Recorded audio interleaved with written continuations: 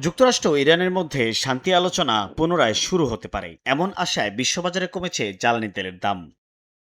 Trading ইকোনমিক্সের তথ্য, মঙ্গলবার প্রতি ব্যারেল ওয়েস্ট টেক্সাস ইন্টারমিডিয়েটের মূল্য দাঁড়িয়েছে $91.58। মাসের ব্যবধানে দাম কমেছে 4.85%। একই ধারায় দাম কমেছে ব্রেন্ট ক্রুডেরও। মাসের ব্যবধানে 3.68% কমে প্রতি ব্যারেল বিক্রি হচ্ছে $97.82। কমতির দিকে কয়লার দামও এক মাসে 0.15% কমে প্রতি টন বিক্রি হচ্ছে $132.05।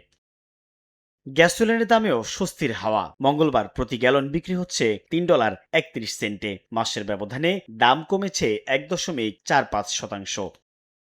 তবে বাড়তি দরের তালিকায় আছে প্রাকৃতিক গ্যাস। মাসের ব্যবধানে 7.56% বেড়ে বিক্রি হচ্ছে $2.93।